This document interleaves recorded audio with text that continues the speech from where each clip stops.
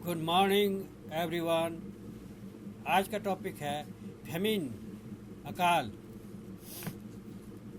भारत में ब्रिटिश आर्थिक नीति का एक स्वाभाविक परिणाम था निरंतर अकाल एवं भुखमरी। यद्यपि भारतीय जीवन में अकाल कोई नई बात नहीं थी, वरन प्राचीन काल एवं मध्यकाल में भी अकाल के अनेक साक्ष्य मिलते हैं, किंतु ब्रिटिश शासन के अंतर्गत होने वाले अकाल की निरंतरता तथा तीव्रता कहीं अधिक थी। फिर पूर्व काल में होने वाले अकालों के लिए मुख्यतः अतिवृष्टि तथा अनावृष्टि जैसी प्राकृतिक आपदा उत्तरदायी रही थी, किंतु ब्रिटिश शासन के अंतर्गत होने वाले अकालों के लिए बहुत हद तक ब्रिटिश नीति उत्तरदायी रही थी। एक दृष्टि से अकाल साम्राज्यवादी शासन की लोलुपता का जीता जागता उदाहरण है तथा ब्रिटिश शासन की पितृवत चिंता के दोष का पोल खोलता है।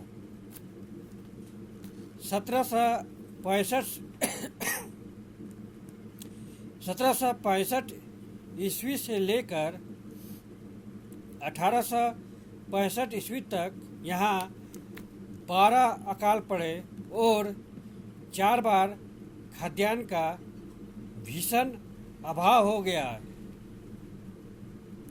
इनमें से कुछ तो क्षेत्र विशेष तक सीमित रहे, किंतु अनेक बार इन्होंने व्यापक क्षेत्र को प्रभावित किया। कंपनी के शासन के अंतर्गत इन अकालों में प्रथम था 1769-70 में बंगाल का अकाल, जिसके कारण बंगाल की 1/3 जनसंख्या नष्ट हो गई। 1781 तथा 1782 ईस्वी में मद्रास में अकाल की स्थिति देखी गई। फिर 1784 ईस्वी में एक भीषण अकाल ने संपूर्ण उत्तरी भारत को प्रभावित किया। उसी प्रकार 1803 ईस्वी में उत्तर पश्चिमी प्रांत तथा अवध में अकाल की स्थिति बनी रही। 1833 में गंटूर क्षेत्र में पड़ने वाले अकाल में 5 लाख लोगों में 2 लाख लोग मारे गए। आगे ब्रिटिश क्राउन के अंतर्गत भी यह प्रवृत्ति जारी रही। ब्रिटिश क्राउन के अंतर्गत अनेकों बार खाद्यान्नों की कमी के अतिरिक्त 10 भीषण अकाल पड़े। प्रथम बड़ा अकाल 1861 ईस्वी में दिल्ली तथा आगरा में पड़ा।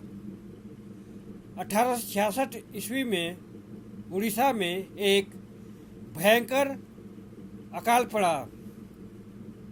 फिर 1876-78 का अकाल अविस्मरणीय है तथा इसने मद्रास, बम्बई, पंजाब तथा उत्तर प्रदेश को प्रभावित किया।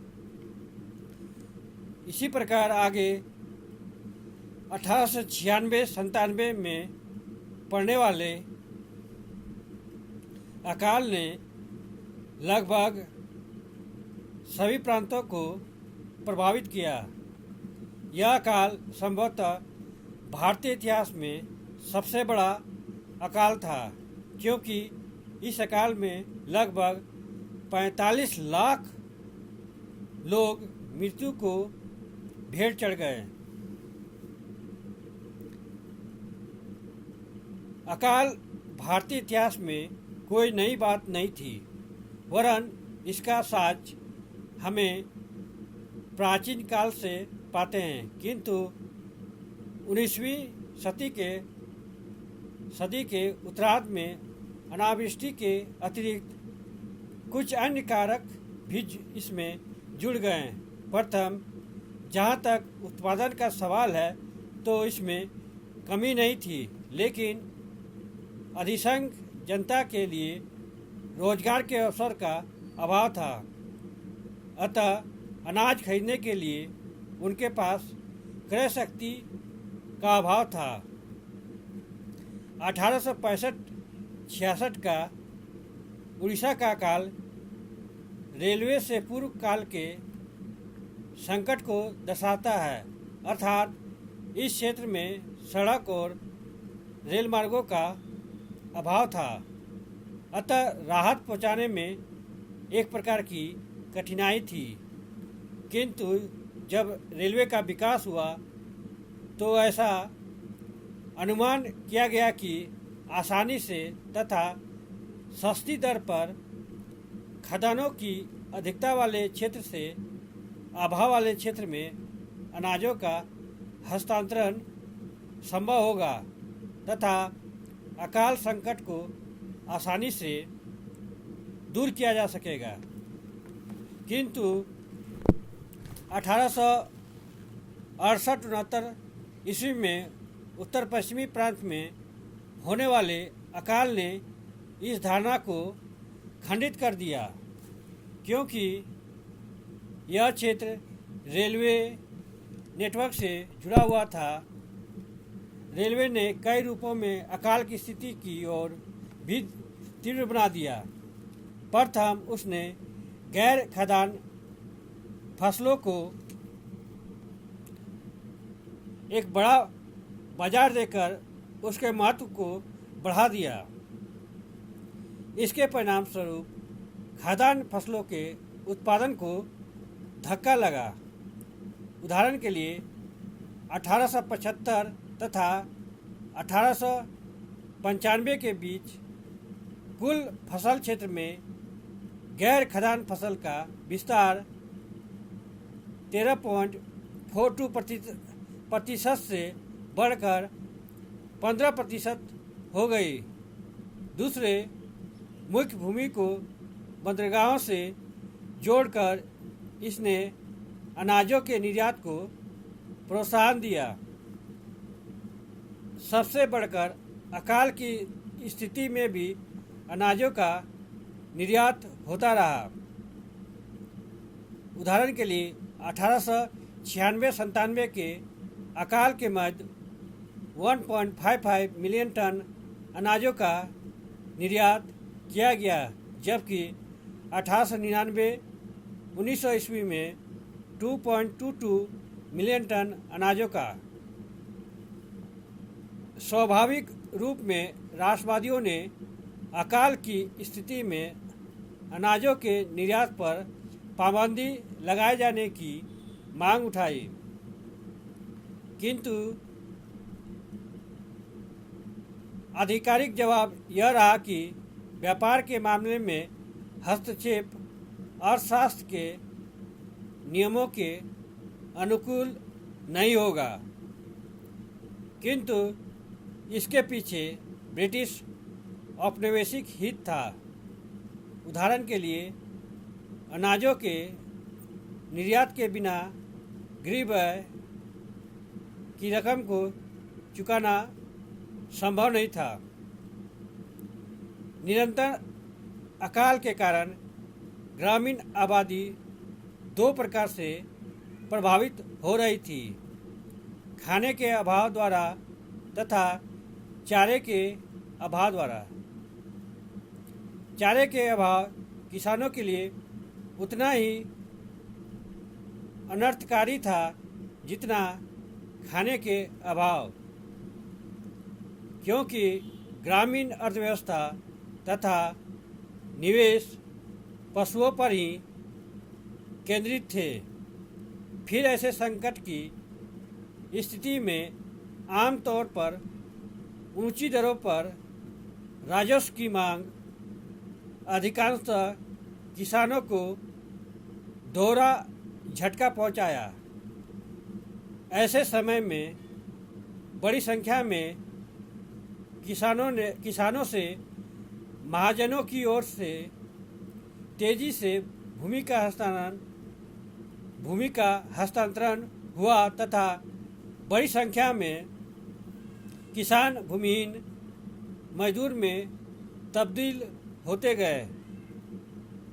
रोजगार की तलाश में इन मजदूर बन चुके किसानों के एक क्षेत्र से दूसरे क्षेत्र में चले जाने की घटनाओं ने भी इस दौरान अभूतपूर्व वृद्धि हुई।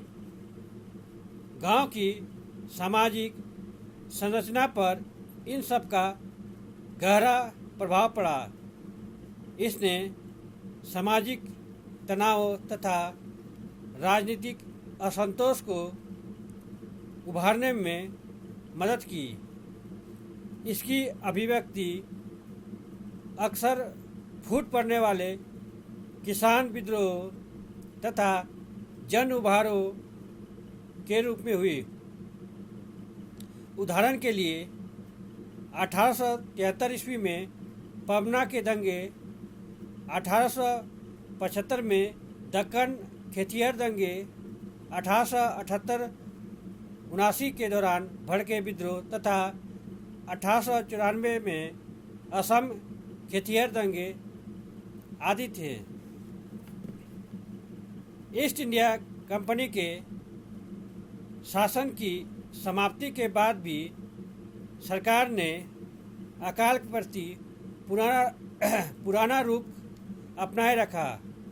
अकाल को संकट बना गया, जिसमें निजी तथा राज्य अनुदान के माध्यम से इसकी तीव्रता को कम किया जाना चाहिए, किंतु लोगों की जान बचाना राज्य की आवश्यक दायित्व नहीं माना गया, परंतु भारतीय करदाताओं के द्वारा रेलवे निर्माण के लिए इतनी बड़ी राशि दी जा रही थी, उसे इस आधार पर जायज़ करार दिया जा रहा था कि रेलवे अकाल से उत्पन्न संकट को दूर करेगा।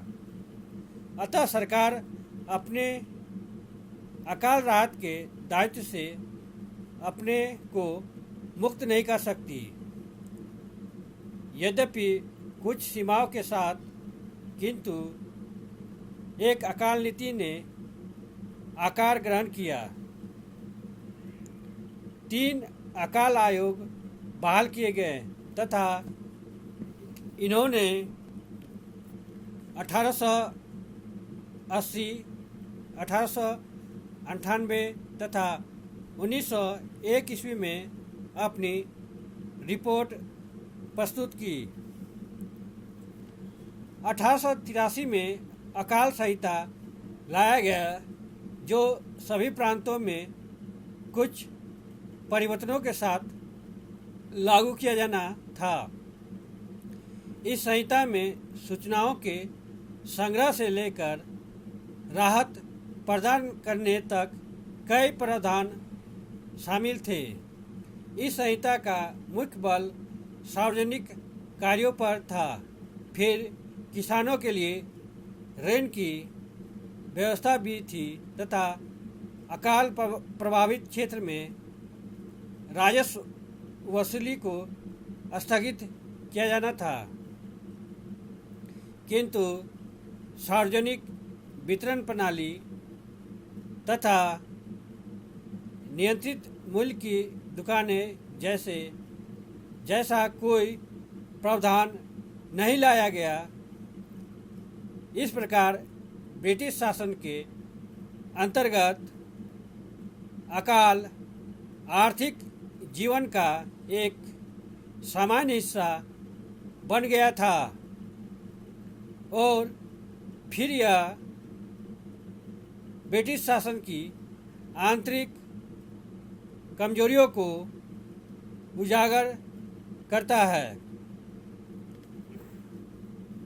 इन्हीं शब्दों के साथ मैं अपने टॉपिक को यहीं विराम देता हूँ। अगर आप लोग को इस टॉपिक से संबंधित कोई भी प्रश्न हो तो आप अपना प्रश्न कमेंट बॉक्स में जाके आप पूछ सकते हैं। Thank you. जय हिंद।